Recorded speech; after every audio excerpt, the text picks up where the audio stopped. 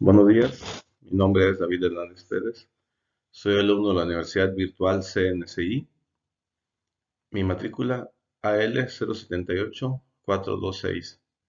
Este es mi proyecto integrador de la materia de Derecho Laboral, la profesora Lilian Gallegos González.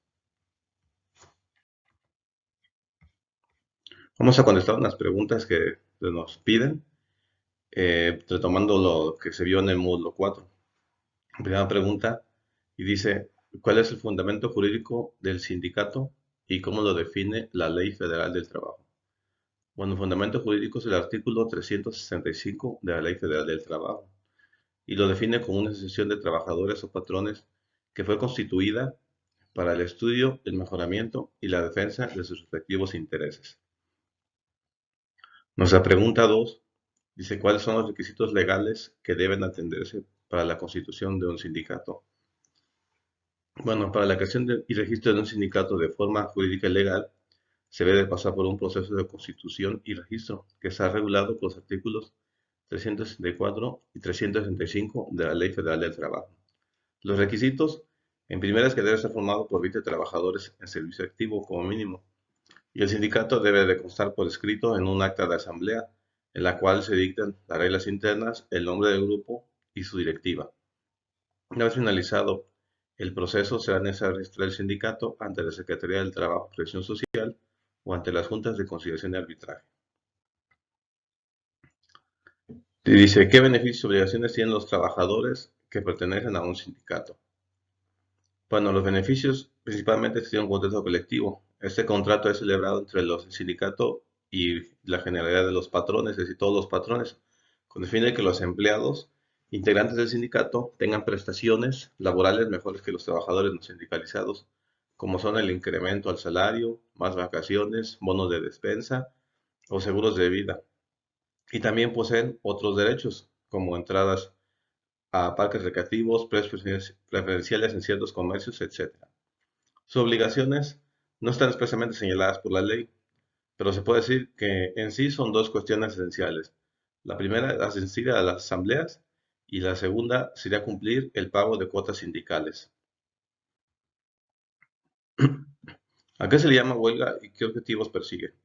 Bueno, la huelga es una suspensión temporal del trabajo que es organizada por un sindicato.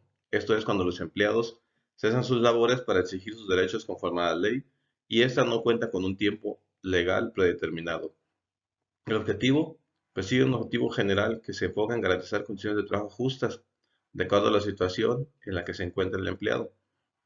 En el artículo 450 de la Ley Federal del Trabajo señala lo siguiente: celebrar un contrato colectivo de trabajo, revisar un contrato colectivo de trabajo, exigir el cumplimiento de un contrato, demandar pago de utilidades, equilibrio entre factores de producción y apoyar la huelga, otra huelga que se esté llevando a cabo en otra situación o en otra empresa.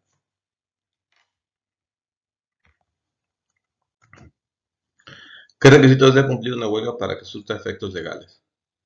Bueno, los trabajadores deben de ser específicos en sus peticiones, es decir, si quieren aumento salarial, vacaciones, etc. La huelga debe estar respaldada por la mayor parte de los trabajadores. Puede ser un 50% más un colaborador más, con que esté la mayoría, se dice que es uno de los requisitos indispensables, que la mayoría esté respaldando la huelga. Debe tener un pliego petitorio que reúna los requisitos establecidos según el artículo 920 de la Ley Federal del Trabajo, para solicitar al patrón una contestación a las solicitudes de los trabajadores al menos en 48 horas. ¿Qué tipo de trabajos especiales contempla la Ley Federal del Trabajo y en qué consiste? Bueno, los trabajos especiales son los trabajadores de buques, trabajadores de aeronáutica, los deportistas profesionales, actores y músicos, trabajadores del hogar, trabajadores de restaurantes, bares y hoteles. ¿Por qué son especiales? Porque deben ser regulados de diferente manera. Todos tienen obligaciones y derechos específicos y la mayoría o algunos no tienen unos horarios o salarios fijos. En el caso, por ejemplo, de los trabajadores de buque, dentro de los requisitos por seguridad deben ser mexicanos con nacimiento, ya que se encuentran en alta mar y viajan constantemente fuera del país, entran y salen. Sus obligaciones y derechos son diferentes al de un trabajador normal, ya que trabaja en alta mar, como bien lo mencioné.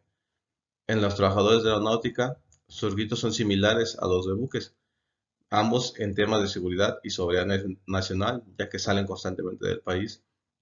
Y en el caso de la aeronáutica, no pueden tener otra fuente de ingreso, es decir, no pueden trabajar piloteando otras naves, ya que les resta horas de vuelo según las autoridades que tienen mensualmente.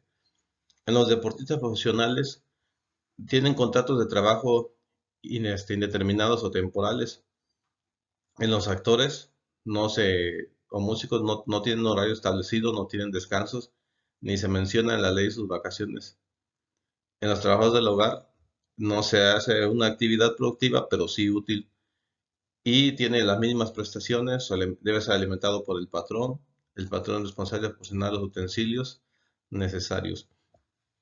Los trabajadores de restaurantes, bares y hoteles no tienen salario fijo, laboran horas extra y ellos sí pagan por los daños ocasionados en utensilios que usan.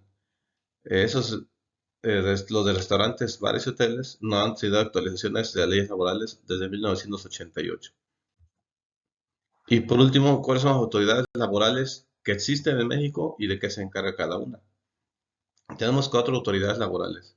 La primera es la Junta de Conciliación y Arbitraje, la cual se va a encargar de impartir justicia en las relaciones de trabajo por medio de la paz social y la armonía, compuesta por 3 elementos, que son los representantes legales del gobierno, los trabajadores y los patrones. Posteriormente tenemos la Procuraduría Federal de la Defensa del Trabajador, que son licenciados en Derecho o funcionarios, pero que aparte de que son licenciados en Derecho, cuentan la facultad para intervenir en procedimientos laborales de la Junta de Conciliación y Arbitraje a favor de los trabajadores, siempre y cuando estos hagan la petición. Tenemos la Secretaría de Trabajo y Previsión Social, que se encarga de las diversas actividades administrativas en materia laboral, las cuales son obligaciones de la Federación a fin de fomentar los empleos, garantizar condiciones de trabajo adecuados, etc. Y por último, tenemos el Tribunal Federal de Conciliación y Arbitraje, que es similar al Poder Judicial, pero se encarga de administrar la justicia en distintas materias, solo que tiene el deber de impartir justicia en materia laboral con respecto a los servidores públicos. De mi parte es todo, espero que les guste el video. Buen día.